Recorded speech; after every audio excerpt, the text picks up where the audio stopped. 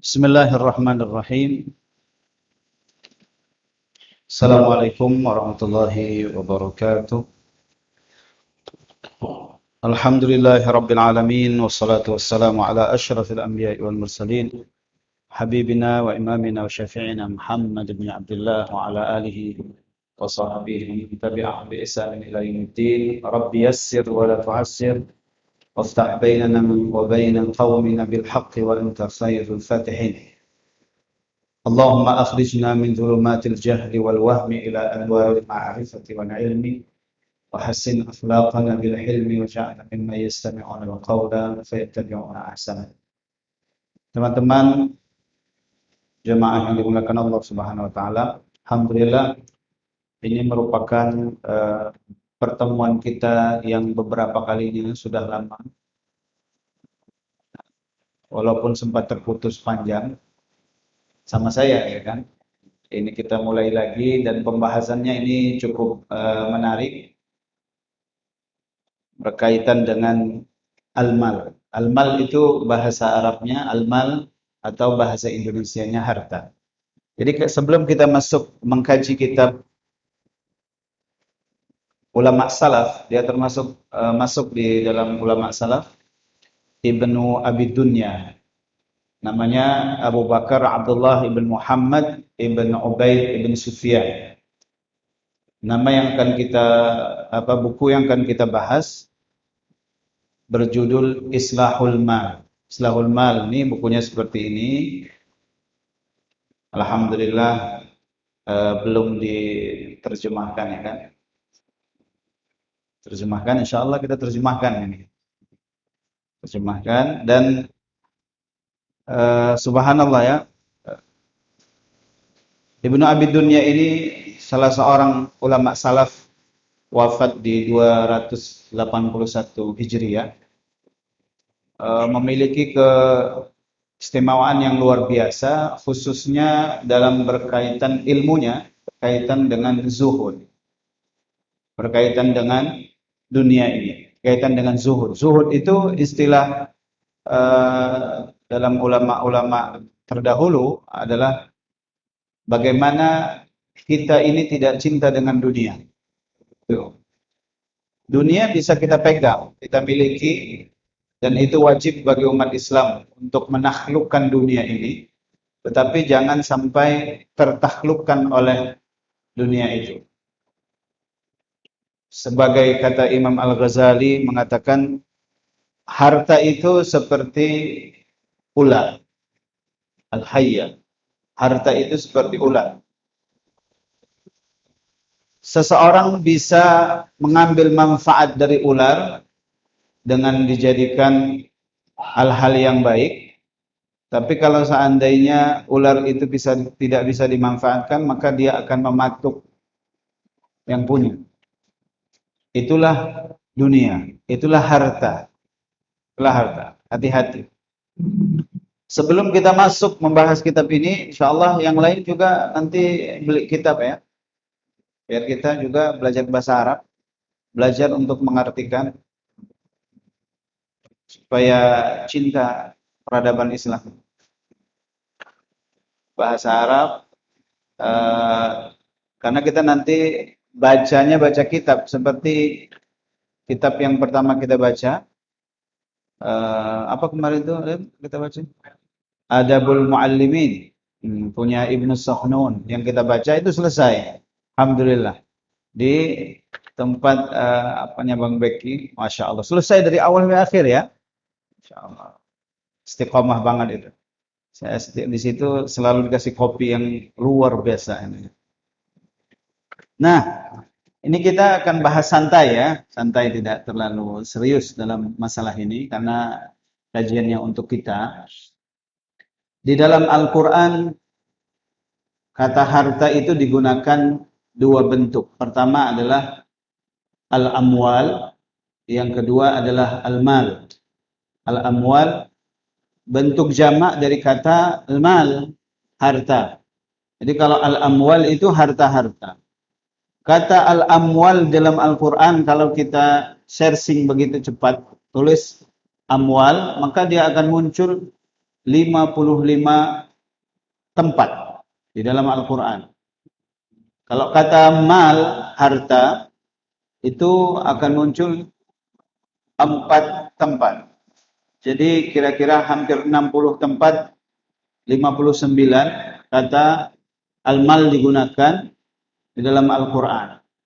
Oleh karena itu, kita ingin merujuk ke Al-Quran dahulu sebelum ambil berkah Al-Quran, sebelum kita membaca kitabnya.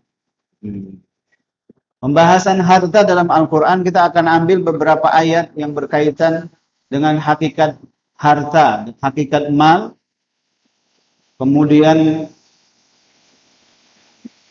bagaimana kita harus memposisikan mal tersebut. Pertama kita akan mengkaji berkaitan dengan hakikat harta. Hakikat harta, mal dalam Al-Quran itu bagaimana sih? Apa kaitannya harta dengan dunia ini? Walaupun harta itu bahagian daripada dunia. Jadi kita sekarang ingin mengenal Al-Quran dalam menggambarkan hakikat harta itu dahulu.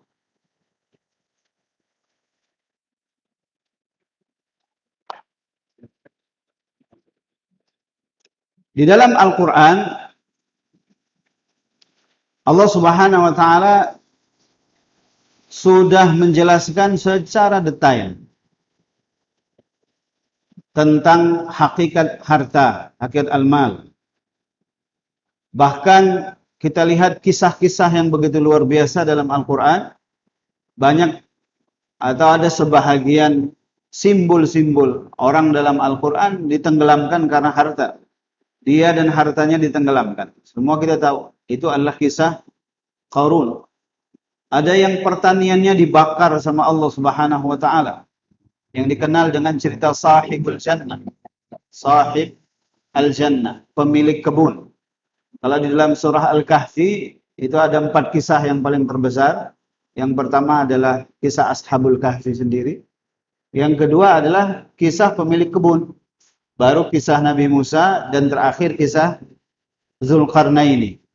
Jadi semua berkaitan dengan harta dan kekuasaan di sini. Kemudian di dalam sejarah Islam juga, di dalam sejarah Bani Israel juga ada namanya Bal'am bin Ba'ura. Bal'am bin Ba'ura ahli atau pakar ilmu di zaman Nabi Musa. Hancurnya Bal'am bin Ba'ura karena harta. Digoda oleh Yahudi untuk memerangi Nabi Musa. Hancur Bal'am bin Ba'ura. Keilmuannya hancur, semuanya hancur disebabkan karena harta. Jadi sebenarnya di dalam Al-Quran ibrah itu sudah banyak. Bahkan di dalam sejarah ada kisah Sa'labah bin Hatib. Kenal Sa'labah bin Hatib? Sa'labah bin Hatib adalah seorang sahabat yang miskin kehidupannya, minta sama Rasulullah SAW harta jadi orang kaya. Sa'labah bin Hatib tatkala minta sudah dinasihati sama Rasulullah SAW, jangan memiliki harta sedikit tapi bersyukur itu lebih baik daripada memiliki harta banyak daripada tapi kufur. Kata Sa'labah bin Hatib, enggak ya Rasulullah, kalau saya punya harta banyak, maka harta ini akan saya berikan kepada orang yang membutuhkan. Kata Rasulullah, apakah kamu tidak pernah membaca kisah-kisah Nabi terdahulu? Ini bahasa kita ngotot untuk jadi orang kaya. Bersikeras untuk jadi orang kaya. Nah, Rasulullah doakan Sa'labah bin Hatib akhirnya berlimpah dengan harta. Pertama, salat berjamaah rajin. Lama-lama tinggal salat berjamaah, tinggal salat zuhur sama asar. Tinggal salat Jumat. Berkelanjutan waktu, akhirnya dia nggak salat Jumat, nggak salat di masjid, tidak ketemu dengan Rasulullah SAW. Tatkala datang surah turunnya surah zakat, maka Rasulullah SAW bertanya, di mana Tha'labah bin Hatib? Maka Rasulullah memerintahkan beberapa orang untuk mengambil zakat. Tha'labah bin Hatib tidak mau membayar zakat. Akhirnya dihukum sama Allah Subhanahu wa taala tidak diterima Tha'labah bin Hatib hingga dia wafat. Hingga Rasulullah wafat. Tha'labah bin Hatib di masa Umar ingin menunaikan zakat. Umar bilang enggak. Sampai dia wafat di masa Utsman, zakatnya tidak diterima oleh Utsman bin Affan. Mati sebagai hukuman. Semuanya fitnahnya adalah fitnah harta. Kalau dalam orang-orang kita, falsafah Indonesia, harta tahta wanita, ya kan? Harta pertama. Kalau pertama sudah banyak hartanya, kan? Nah, itu. Kalau sudah kenyang harta, kenyang tahta, kemana? Ke wanita. Nah, betul. Betul.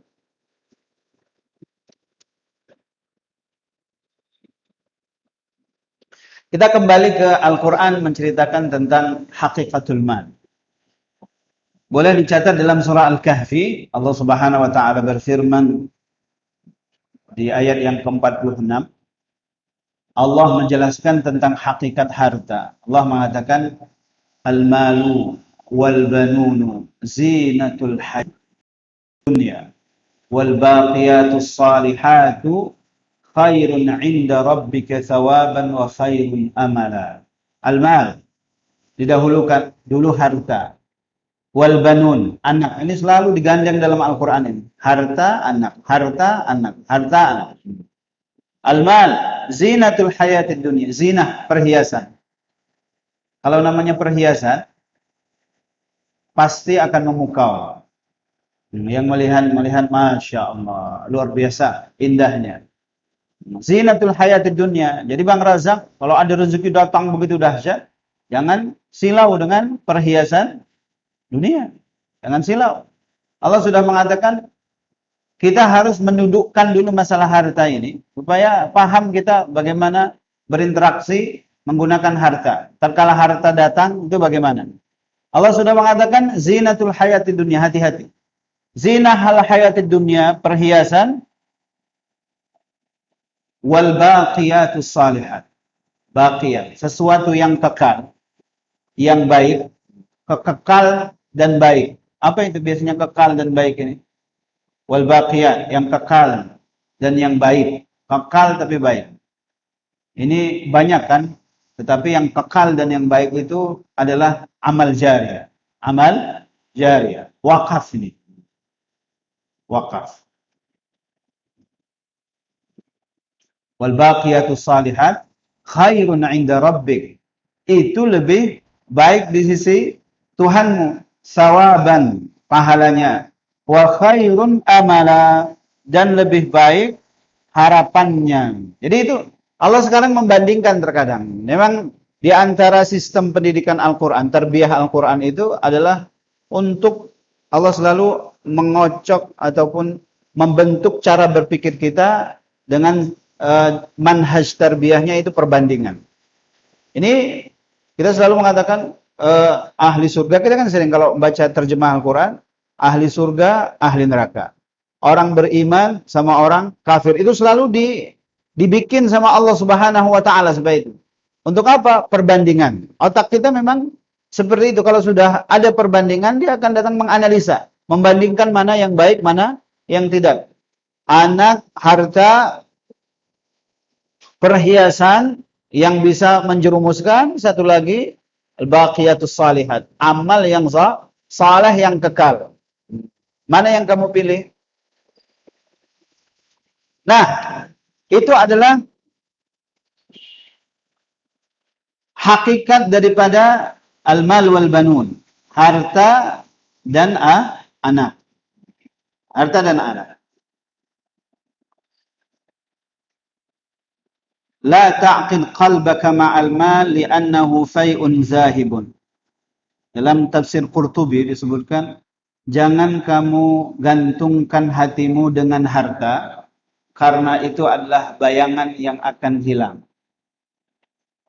Wala ta'qid qalbaka ma'an nisa, li'annaha al-yawmu ma'aka wa ghadan ma'a ghairika. Jangan kamu ikat hatimu dengan wanita.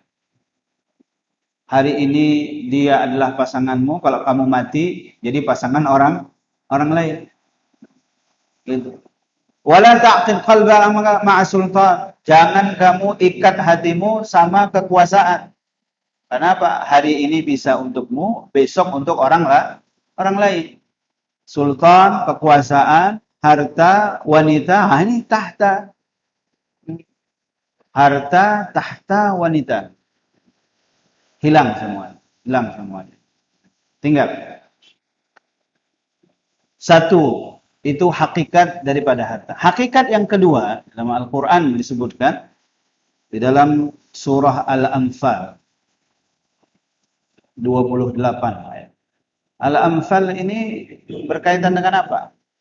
Perang ya. Al-Anfal berkaitan dengan perang. Kalau berkaitan dengan perang, maka berkaitan dengan harta, hasil harta peperangan.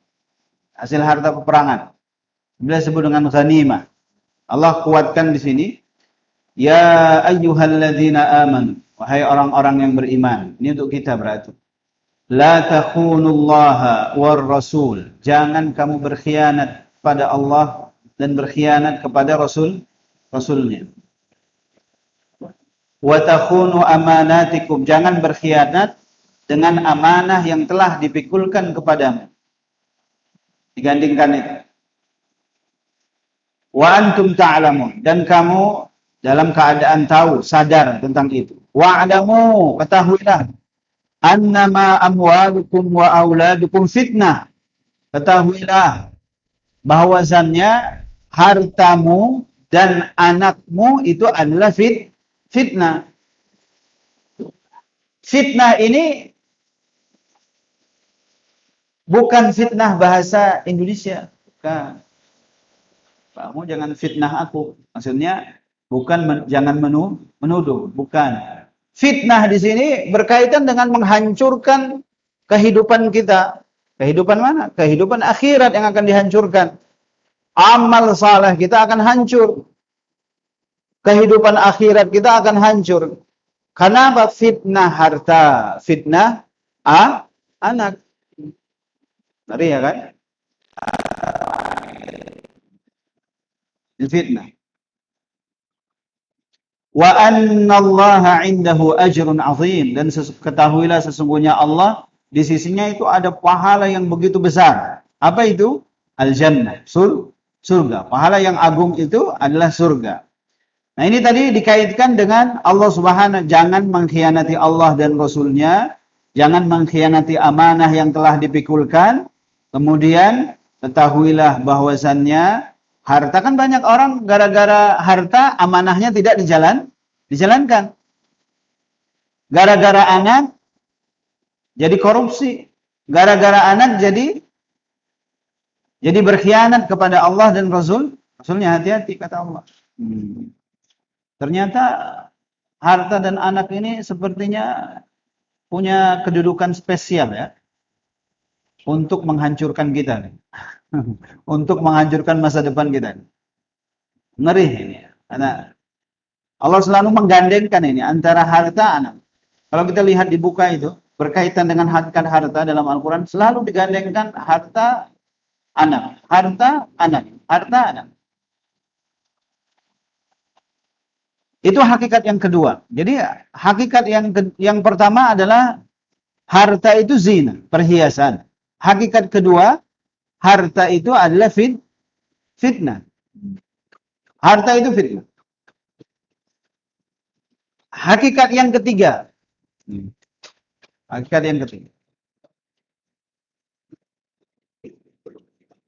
Allah Subhanahu wa taala berfirman, "Wa ma ataitum min riba liyarbu fi amwalin nas fala yarbu 'indallah. Wa ma ataitum min zakatin turidu wajhallahi fa ulaika humul mudha'ifun." Ini hakikat Yang ketiga yang perlu kita ketahui, dan apa yang kamu berikan daripada harta min riba, agar berkeinginan pemberianmu kepada orang lain itu supaya dibalas dengan yang lebih besar. Kita memberikan sesuatu, hadiah contoh, ingin dibalas, mudah-mudahan nanti dia balasnya lebih besar. Nanti mudah-mudahan dapat proyek, kan? Bantu dia, mudah-mudahan nanti dijadikan orang terdekatnya. Kalau sudah orang terdekat nanti bisa melakukan ini dan makan. Untuk supaya kamu mendapat balasan, liyarbu fi amwalin nas, agar hartamu atau hadiah yang kamu berikan itu, pemberian yang kamu berikan itu agar supaya meningkat. Ingat, fala yarbu indallah, tidak akan berkembang di sisi Allah Subhanahu wa taala, tidak akan bertambah. Ini tafsiran pertama. Tafsiran kedua adalah, tadi kan riba itu riba halal itu. Riba halal. Ada riba haram dan riba halal. Kan belum tahu kan? Riba halal itu kalau kita memberikan sesuatu tetapi kita harap dia memberikan lebih banyak. Itu masih dibolehkan dalam syariat. Masih dibolehkan, walaupun dia nggak dapat pahala apa-apa, karena harapan itu. Yang riba haram itu riba yang biasa kita dengar, itu riba haram dalam bertransaksi dengan bank konvensional atau mengutangi bertambah dan yang lainnya, riba haram. Ingat, kata Allah Subhanahu wa taala, apa yang kamu lakukan transaksi berkaitan dengan riba atau berkaitan dengan yang haram, transaksi haram. Kita umumkan ayatnya, transaksi haram, dan kamu berharap uang yang kamu transaksikan itu dapat berhasil, dapat bertambah, fala yarbu indallah, tidak akan bertambah di sisi Allah. Selesai.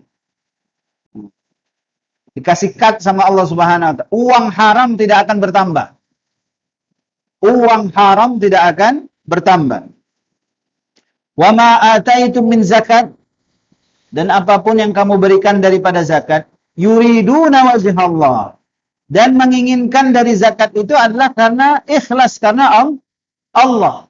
Faulaika humul mudha'ifun, sesungguhnya mereka itulah yang melipat gandakan. Uang haram walaupun nampaknya berkembang, itu tidak berkembang di sisi Allah Subhanahu wa taala, berkahnya habis di sini. Uang halal ini, disitulah kalau kita ingin melipat gandakan, bahasanya faulaika humul mudha'ifun. Mereka itulah yang pada hakikatnya melipat gandakan. Melipat gandakan apa? Masya Allah, ini banyak ini. Allah tidak sebutkan objeknya, supaya kita ini berpikir dan itu semuanya dikehendaki oleh Allah. Gandakan pahala, itu diinginkan oleh Allah. Melipat gandakan apa? Melipat gandakan kesuksesan, itu juga diinginkan oleh Allah Subhanahu. Melipat gandakan apa? Melipat gandakan harta, itu juga diinginkan oleh Allah Subhanahu wa taala. Tetapi zakatnya karena Allah. Itu hakikat yang harus kita tatkala yang punya uang ini. Saya belum banyak uang, jadi kan tidak terlalu terasa ini. Yang biasanya bisnisnya bisnis berhasil, ya kan? Proyeknya proyek miliaran rupiah. Kalau saya proyeknya proyek 200.000, proyek setengah juta, ya kan? Proyek. Kalau yang sudah bisnis dia tahu itu. Dia tahu bagaimana keuntungan. Kalau membangun arena sport, ya kan, Pak Tapib di apa itu, bagaimana keuntungannya di tanah Kuala Namu yang mau apa? Kalau seandainya dapat proyek seperti itu, berapa miliar triliun yang akan terbangun keuntungannya. Kali-kalinya untungannya udah 5 miliar, 6 miliar gitu. Hati-hati. Yang seperti itu hati-hati. Ya, Bang rasakan? Man ghasya falaysa minna. So, siapa yang ghash itu menipu dalam jual beli, laisa minna, bukan termasuk golonganku kata. Bukan termasuk golonganku. Dulu ghash itu adalah menaruh ini air, taruh susu dalam. Susu katanya. Pikirnya susu murni, padahal bukan susu murni. Itu namanya ghash, menipu. Hati-hati sekarang lagi jualan GoFood. GoFood, masya Allah, fotonya luar biasa, menakjubkan fotonya, gitu kan. Waktu dibeli luar biasa, parahnya, gitu kan. Nah, ini penipuan dalam foto saja dapat menipu. Gitu. Hati-hati, man ghasya falaysa minna, nggak berkah, hartanya tidak berkah, nggak akan pernah berhasil ini. Mungkin dikasih sama Allah Subhanahu wa taala keberhasilan, ya keberhasilan. Tapi lihat anaknya durhaka, istrinya masya Allah lebih durhaka daripada anaknya, gitu kan. Salatnya berantakan. Allah tidak memberi taufik dalam kehidupannya. Memilih aja pun bisa salah nanti. Memilih sekolah bisa salah gitu. Udah ada sekolah bagus gitu kan. Ditawari temannya bagus sekolah ini begini, syariahnya begini. Bisanya anaknya dimasukkan SMP. Kenapa? Nggak diberi taufik sama Allah Subhanahu wa taala. Kenapa? Terlalu banyak makan harta haram. Banyak harta haram. Iya. Betul itu. Nah, kan ingat kisahnya Sa'ad bin Abi Waqqas. Sa'ad bin Abi Waqqas itu datang kepada Rasulullah sallallahu alaihi wasallam. Tatkala dia mendengar ya ayyuhalladzina amanu kulu min thayyibati mimma razaqnakum.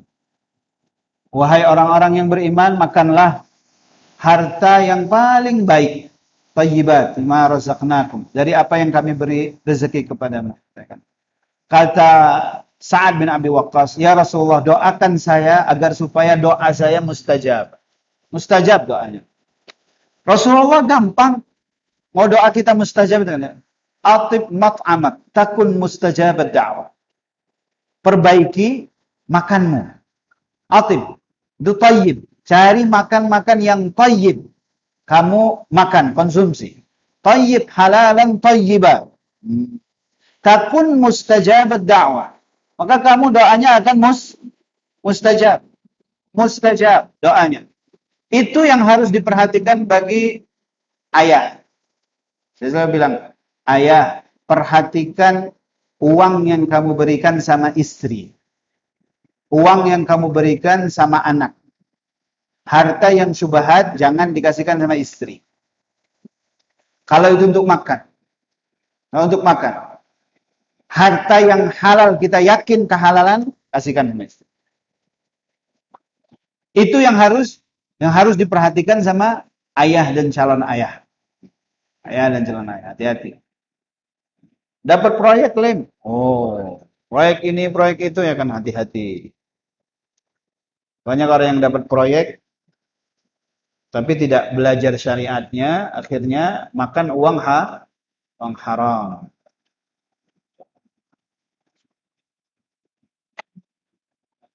Biar sedikit tapi berkah. Sedikit tapi berkah.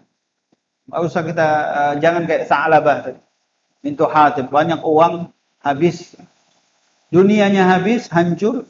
Halaka Sa'labah, kata Rasulullah, hancur celaka Sa'labah. Sa'ad bin Abi Waqqas tatkala minta itu, atib mat'amak takun mustajabah dakwah. Perbaiki makanmu, makan yang halal thayyibah, maka Allah akan buat doamu itu mustajab, dikabulkan sama Allah Subhanahu wa taala. Jadi kita perbaiki makan dahulu. Perbaiki makan.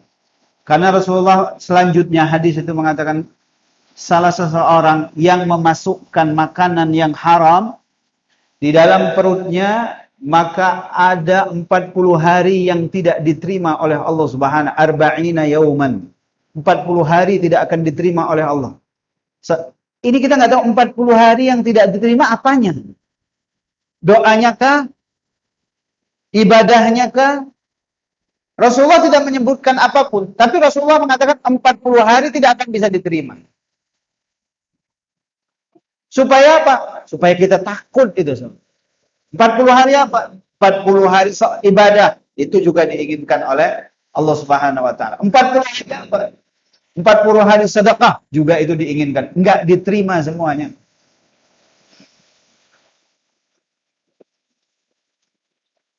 Rasulullah kemudian menjelaskan harta yang haram yang masuk ke dalam awir riba bersumber daripada riba fannaru aulabi. Api neraka itu lebih cocok untuk pembakaran. Sampai begitu Rasulullah. Kalau sudah diancam seperti itu, nggak ada keberkahan lagi hidup. Nggak akan ada keberkahan harta. Kalau sudah diancam. Ma naqasa malun min sadaqah. Saya dengar, harta tidak akan berkurang dari sebabkan sedekah, nggak akan berkurang. Itu ayat keberapa tadi?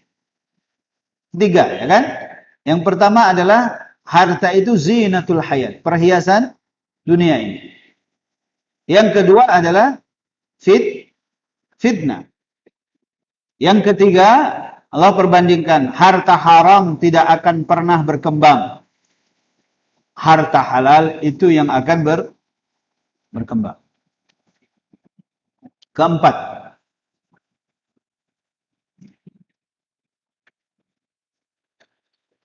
Allah mengkaitkan dunia ini dengan harta. Allah mengatakan, "I'lamu, ketahuilah, innamal hayatud dunya." Sesungguhnya kehidupan dunia ini la'ibun. Apa kehidupan dunia ini? Permainan. Ngeri. Lihat, kalau kita masuk ke salah satu tempat permainan bawa anak, masuk setelah Isya kan, bawa anak, tutupnya jam 10 malam. Main begitu luar biasa, nggak terasa tiba-tiba berhenti. Permainannya mau ditutup karena waktunya sudah habis. Dunia itu seperti itu. Permainan. Berarti selama kita ini, Bang Rozak, setengah mati buka cabang sana, buka cabang sini, buka cabang sana gitu kan. Ngumpul sana, ngumpul sini. Itu semua permainan. Betul. Subhanallah. Iya, selama ini rupanya ternyata permainan. Iya, selama 40 tahun, 50 tahun kita di dunia ini kesana kemari berjibaku habis semuanya. Kata Allah, itu semuanya permainan. Ha? Serius sekali kau. Serius di dunia ini, tidak serius di akhirat. Bayangkan itu. Allah. Nikmat tidak? Nikmat kan? Nikmat, Masya Allah. Sampai nggak tidur. Alim itu kalau sudah mengerjakan, sampai nggak tidur jam 2 malam baru tidur. Sampai nggak tidur 2 hari nih. Nggak tidur. Nikmat, karena permainan itu memang nikmat. Permainan itu nikmat. Tapi ingat, kalau permainan ada game overnya. Ada waktu selesainya. Laib, permainan kata Allah. Walahun, semuanya itu banyak yang sia-sia. Sia-sia semua. Lahu. Wazinah, diulangi lagi sama Allah. Wazinah dan perhiasan. Watafakhurun bainakum, berbangga-bangga di antara kalian. Nah, bisnis gue ini. Nah, ini baru buka lagi. Thread, pasang status ya kan. Ini baru buka. Banyaknya orangnya luar biasa. Berjibun orang beli dagangan kita. Satu lagi proyeknya. Nih, proyek yang gua bangun ini seperti ini gitu. Nah, tafakhur, saling berbangga. Saling berbangga. Masalah dunia, tafakhur. Wa takatsur fil amwali wal aulad. Sifatnya gitu memperbanyak, menimbun fil amwal, harta, wal aulad, memperbanyak anak.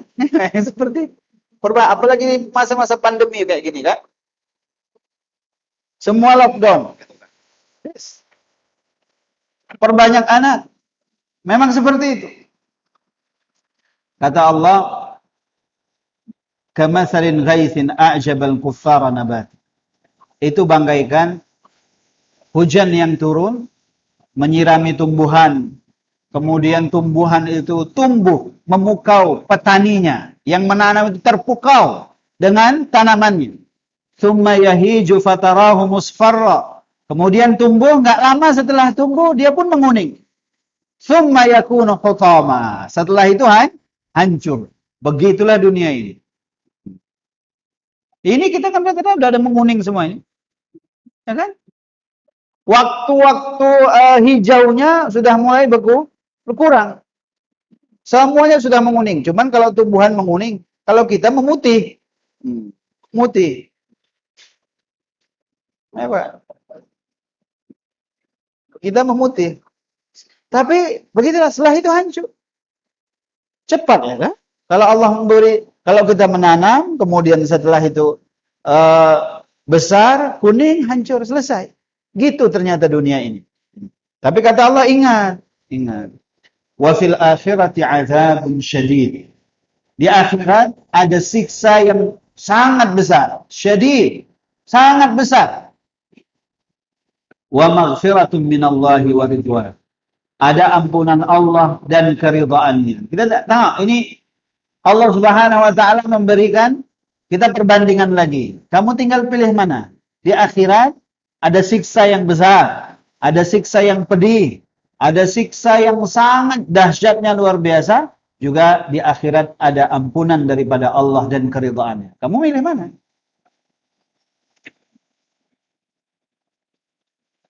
Wa mal hayatud dunya illa mata'ul ghurur. Nah, ini bahasa Al-Qur'an ini luar biasa ya. Wa mal hayatud dunya illa mata'ul ghurur. Sebenarnya Allah bisa mengatakan ad-dunya, hayatud dunya mata'ul ghurur. Enggak perlu pakai wa ma al hayatud dunya illa. Bahasa kita kan tidaklah kehidupan dunia ini kecuali mata'ul ghurur. Apa mata'ul ghurur? Barang yang menipu. Perhiasan, barang yang menipu. Dunia ini barang yang menipu, mata'ul ghurur. Wa ma arsalnaka illa rahmatan lil alamin. Itu kalau yang ikut kemarin kajian pertama kali parenting di di Al-Fatihah. Kajian parenting dia jelaskan mengapa wama arsalnaka illa rahmatan lil alamin. Itu namanya pembatasan. Pembatasan hanya saja. Kalau kita hanya saja, pastilah kehidupan dunia ini adalah perhiasan yang menipu. Barang yang menipu. Nah, jelas ini. Ini kaitannya antara dunia dengan harta, kaitannya antara dunia dengan anak, kaitannya dunia dengan hal yang kita kerjakan sekarang ini semuanya. Itu semua berkaitan dengan harta. Dan itu harus memang selalu kita ingat. Pertama, harta adalah zina, perhiasan. Kedua adalah fitnah. Yang ketiga, harta tidak akan tumbuh daripada yang haram. Tidak akan berkembang daripada yang haram. Hanya berkembang daripada yang halal. Yang keempat, apa? Harta dunia ini permainan. Dunia harta ini adalah senda gurau. Semuanya, Masya Allah, hanya kita membangga-banggakan diri dengan yang kita punya. Dia bagaikan orang yang menanam tanaman kemudian selesai. Nah, itu yang keempat.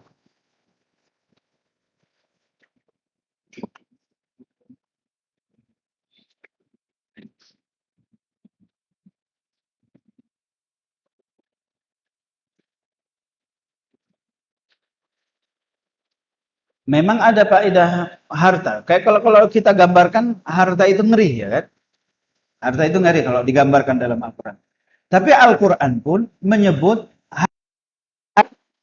merupakan sarana untuk kita membangun dunia ini.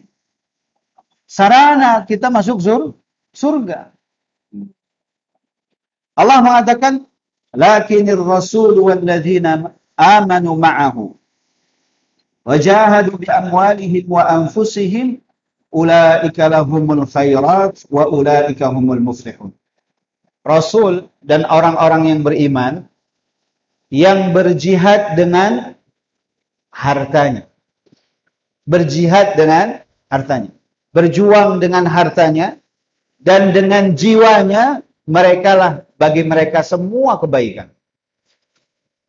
Dan mereka lah orang-orang yang muflih. Orang-orang yang beruntung. Jadi Allah ingin menyebutkan bahwasannya harta ini alat. Alat untuk menjadikan kita orang-orang beruntung. Dan menjadikan kita meraih semua kebaikan. Kalau kita tadi ditakuti dengan harta itu mengerikan. Allah juga kasih pandangan yang lain. Bahwasannya harta itu tidak buruk seperti itu saja. Tapi harta bisa digunakan untuk kita menjadikan kita orang-orang beruntung. Di dalam surah apa itu? Di surah Taubah ayat 88. Di surah Taubah itu banyak berkaitan dengan harta. At-Taubah itu banyak berkaitan. Namanya sudah At-Taubah. Taubat. Taubat dari harta-harta yang haram. Innallaha ashtara minal mu'minina anfusahum wa amwalahum bi anna lahumul jannah. Sesungguhnya Allah membeli daripada orang-orang mukmin jiwanya dan harta-harta mereka. Dibeli, gantinya apa? Jannah, surga. Gantinya surga. Itu yang dilakukan Utsman bin Affan. Utsman bin Affan. Waktu perang Tabuk. Utsman. Ribuan dinar. Sehingga Rasulullah membolak-balik harta itu. Di tangannya dibolak-balik. Ma dharra ba'da hada Utsman. Enggak ada yang memudaratkan setelah ini akan Utsman bin Affan.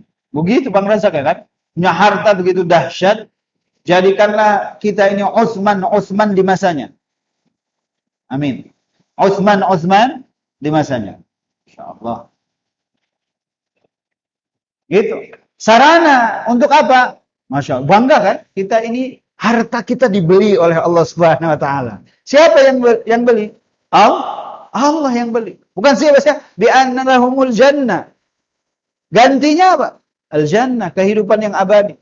Surga yang begitu dahsyat. Luar biasa. Nah, itu yang kedua.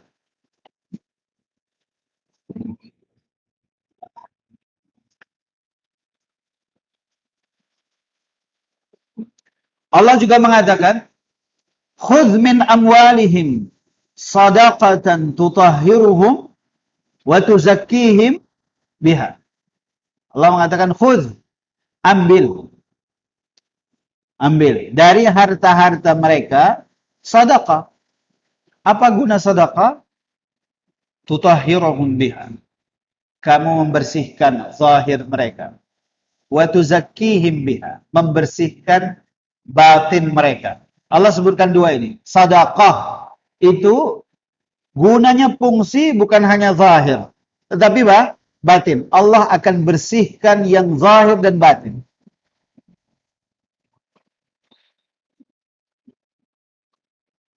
Orang nggak tahu bahwasannya kalau saya dengar kisah begitu banyak orang sakit, obatnya sedekah, kan aneh kan? Orang sakit obatnya sedekah, nggak nyambung itu. Tapi yang penyembuhkan Allah Subhanahu wa taala, makanya nyambung. Kita kalau orang sakit kan kasih obat biasanya kan? Ada yang diminum gitu. Nah, obatnya perut gitu, diminum gitu. Berarti masih ada berkaitan dengan ini. Tapi banyak orang yang sakit obatnya itu sedekah gitu. Idfa'il bala'a bis sadaqah. Tolak bala itu dengan sedekah. Tolak bala bahasa kita. Idfa al-bala, musibah itu dengan sedekah. Gampang itu. Di masa-masa sekarang ini sebenarnya harus makin banyak sedekah naik ke atas. Bukan makin turun. Makin banyak orang sholat subuh berjamaah. Karena memang yang menjaga itu adalah ibadah ini. Menjaga itu ibadah. Subuh itu kekuatannya dahsyat itu. Salat subuh itu kekuatannya dahsyat. Untuk pagi sampai sore kekuatannya dahsyat gitu. Karena disitulah Allah menjamin, disitulah Allah memelihara, disitulah Allah. Kalaupun seandainya kena wafat dalam waktu itu, maka dia sudah masuk di dalam jaminan Allah Subhanahu wa taala. Maka rugi orang yang nggak salat subuh itu. Rugi sangat gitu. Kemudian sedekah. Saya sering salat di syuhada itu. Ada satu orang profesor. Masya Allah, itu dahsyat profesor. Kalau saya masuk masjid, selalu ada dia dulu. Saya maksud masjid, selalu dia ada dulu. Setiap keluar, itu nggak langsung keluar, langsung dia depan. Ada tempat ini, sedekah itu masukkan. Setiap harinya, nah, perhatikan itu. Itu dahsyat. Dulu Anda tinggal sini, di samping di sini. Sekarang rumahnya sudah bagus. Ini bekas Anda tinggali kayak gini rumahnya ini. Berkah gitu kan. Ini berkah di sini loh rumah Mausad sebelum dipugar dulu. Awal pertama kali turun dari Syria, pertama pindah itu ke rumah ini. Besar itu. Dulu nggak seperti itu rumah. Ada samping saya, namanya Pak siapa? Saya selalu menyebut dia, sangat dekat. Saya setiap hari pagi itu saya perhatikan. Sebelum dia keluar, Masjid Nurul Islam punya kotak di situ dahulu. Sebelum ini dipugar, punya kotak di situ. Selalu berhenti. Masukkan uang. Setiap pagi. Aneh ini. Masya Allah. Itu rutinnya luar biasa. Biasa, sedekah. Untuk mengobati segala macam penyakit. Apa? Sedekah. Komplikasi. Orang yang sudah mau mati, sedekah. Cepat. Bahkan sudah mati pun dia masih sedekah. Laula akhartani ila ajalin qaribin fa asaddaq wa akum minas salihin. Sedekah ini amalan yang sangat didambakan sama orang mati. Amalan dia. Kenapa seperti itu? Ya, laula akhar udah mati dia. Ya Allah, kasihlah aku waktu sedikit untuk dibalikkan. Untuk apa? Fasaddaq, aku ingin sedekah katanya kan. Ingin sedekah. Ini amal yang didamba-dambakan orang mati itu sedekah. Wa akun minas salihin. Kemudian aku jadi orang saleh. Kenapa? Saya selalu mengatakan rahasianya adalah sedekah itu amalnya sedikit tetapi manfaatnya besar. Kalau kita bilang saya ingin sedekahkan pabrik saya sana diwakafkan untuk apa? Pabrik saya ini diwakafkan sana. Setelah itu dia mati. Jadi wakafnya. Wakafnya jadi. Tapi kalau dia mau sholat, harus berwudu dulu. Kalau lumpuh dia sebelum mati susah orang bawanya lagi. Bersihkan lagi. Tapi kalau kesedekah cuma ngucap saja. Amal yang ringan tapi jariahnya luar biasa. Fa'asaddaq. Amal dambaan setelah orang mati rupanya sedekah. Khudh min amwalihim sadaqatan tutahhiruhum wa tuzakkihim biha.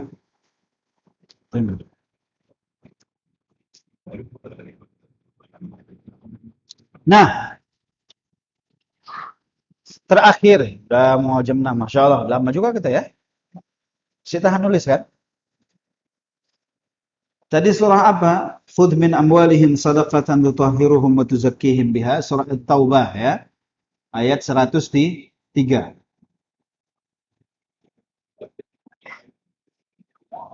Bagaimana kita berinteraksi dengan harta?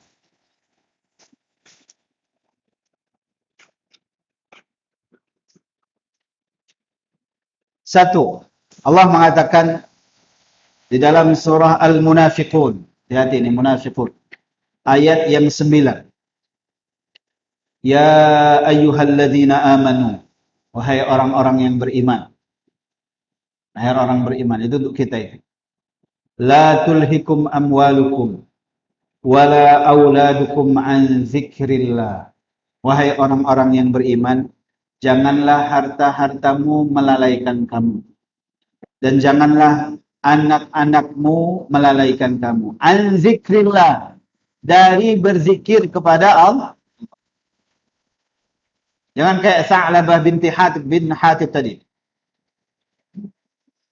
Itu munafiqun. Berarti ini seolah-olah ditaruh di munafiqun ini. Ayat ini taruh di munafiqun. Orang yang terlalaikan hartanya daripada mengingat Allah Subhanahu wa taala, menjalankan perintah Allah dan menjauhi larangannya, itu bagaikan orang munafik. Masuk di situ.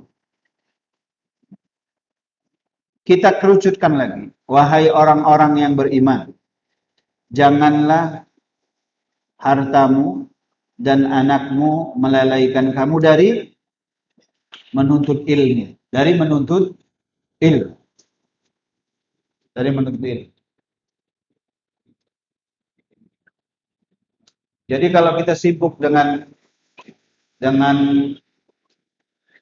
harta kita, sibuk dengan dagangan kita, tapi lalai dalam menuntut ilmu, itu dilarang sama Allah Subhanahu wa taala. Jangan sempat seperti itu. Ini harus karena gini, menuntut ilmu ibadah yang paling afdal. Menuntut ilmu itu ibadah paling afdal. Kita nuntut ilmu segini, orang berzikir, baca Quran apa semua itu kecil itu. Itu kecil dibandingkan dengan pahala menuntut ilmu. Imam Al-Ghazali mengatakan afdal al-ibadat ba'dal fara'id talabul ilm. Ibadah yang afdal setelah fariidah itu adalah menuntut ilmu. Bahkan ibadah fariidah pun itu memerlukan ilmu. Ibadah fariidah memerlukan ilmu. Wa kullu ilmin wa kullu amalin bi ghairin ilmin ya'malu a'maluhu mardudatun la tuqbal. Semua amal tanpa ilmu dilaksanakan itu amalnya mardudah. Ditolak sama Allah Subhanahu wa taala. Wa kullu man bi ghairi ilmin ya'malu. Semua orang yang tidak berilmu dalam mengamalkan a'maluhu mardudatun la tuqbalu. Zubat mengatakan, Matan Zubat Fiqh Syafi'i mengatakan amalnya akan ditolak oleh Allah Subhanahu wa taala. Jadi jangan menyangka ibadah yang kita lakukan di rumah, berzikir, baca Quran itu lebih utama daripada menuntut ilmu. Jangan. Salah ya. Dalam syariat nuntut ilmu itu pertama. Fa'lam. Tahuilah. Fa'lam. Bangkitnya Mekah karena ilmu. Bangkitnya Mekah karena ilmu. Semuanya karena berubah semua. Cara berpikir penduduk Mekah, cara berpikir penduduk Madinah. Mindsetnya dirubah sama Al-Quran, sama wahyu itu dengan ilmu. Semuanya dengan ilmu. Kalau kita kembali semua, waduh Masya Allah. Peradaban yang 36 tahun itu, yang diciptakan sama Rasulullah dalam 36 tahun menaklukkan Persia, takluk di bawah Islam. Mayoritas Romawi takluk di bawah Islam, itu kembali lagi. Ternyata kalau kita pegang wahyu kuat-kuat, membangkitkan peradaban itu mudah. Tidak jauh, tidak lama. Alamin hajin nubuwah yang kita sangka nanti akan terakhir di akhir zaman itu akan kembali khilafah sesuai dengan minhaj nubuwah. Itu kalau dilihat dari sejarah hanya dalam jangka waktu 36 tahun. Dari sejarah. Bukan seperti Romawi punya, Romawi sampai ratusan tahun. Bukan seperti Persia membangun sampai ratusan tahun baru terbangun peradabannya pelan-pelan. Islam hanya 36 tahun. Tapi peradabannya ilmu, kembali kepada ilmu. Balik lagi kepada ilmu. Jadi mindset kita ini yang harus dirubah. Bahwasannya ilmu. Anak kita itu harus dicintakan ilmu. Kalau nggak saya, Ustadz Budi pernah mengatakan, menyekolahkan anak itu mudah. Tapi mencintakan anak ilmu itu susah. Kita juga sama. Nggak merasa nyaman menuntut ilmu. Nggak merasa nyaman. Bukan menganggap bahwasannya itu adalah hal yang nomor 2. Makanya berat untuk berubah. Karena perubahan dasarnya adalah ilmu dahulu. Kalau yang masih berat menuntut ilmu, jangan berharap ingin peradaban Islam ingin bangkit. Masih berat. Angannya terlalu tinggi. Ibda binafsi. Awalnya dari kita sendiri. Wa man dzalika. Lihat, siapa yang melakukan itu, hartanya dan anaknya melalaikan dia daripada zikrullah, siapa yang melakukan itu, faulaika humul khasirun. Maka mereka itulah orang yang merugi. Sibuk dengan harta, mengumpulkan harta dan anak, lupa menuntut ilmu, itu orang yang merugi. Itu di dalam surah Al-Munafiqun. Munafik. Ciri-ciri munafik. Ayat 9. Ini satu. Harta. Terakhir ya. InsyaAllah. Ayat yang terakhir. Allah mengatakan. Qul. Katakan Muhammad. In kana aba'ukum. Jika ayah-ayahmu. Wa abna'ukum. Dan anak-anakmu. Wa ikhwanukum. Dan saudara-saudaramu. Wa azwajukum. Dan pasangan-pasangan hidupmu. Wa ashiratukum. Dan keluargamu. Wa amwalun iqtaraftumuha. Dan harta-harta yang kamu hasilkan. Wa tijaratun takhshawna kasadah. Perdagangan yang kamu takut akan kerugiannya. Wa masakinu tardawnahu. Tempat-tempat yang kamu sangat cintai. Itu semua, katakan kalau itu semua lebih kamu cintai daripada Allah dan Rasulnya dan jihad di jalan Allah Subhanahu wa taala, fatarabbasu. Tunggu saja kata Allah. Siapa yang mengancam itu? Allah. Cinta Rasul dan cinta Allah dan cinta Rasul dan berjuang di jalan Allah, jihad fi sabilillah itu di atas segalanya daripada tadi. Ayah kita, anak kita, harta kita, keluarga kita. Itu di atasnya.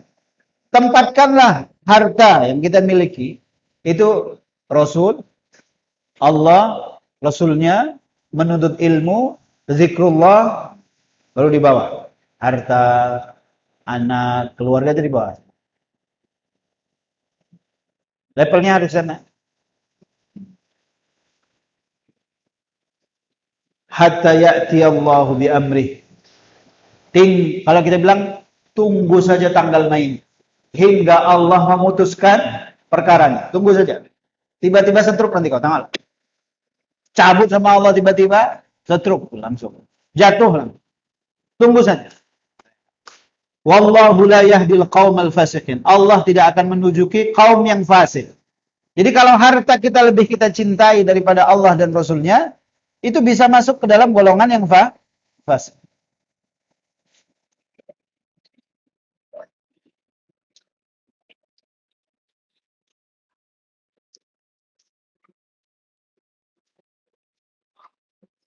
Masya Allah.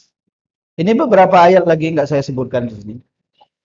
Masih banyak kisahnya. Tapi ini kan karena muqaddimah yang akan kita baca berkaitan dengan kitab Islahul Mal, memperbaiki harta. Kita ambil berkah daripada Al-Quran. Kita lihat bagaimana manhaj Al-Quran menyusun atau membuat framing dalam otak kita tentang hakikat harta, tentang faedah harta, tentang bagaimana kita harus mendayagunakan harta yang kita miliki.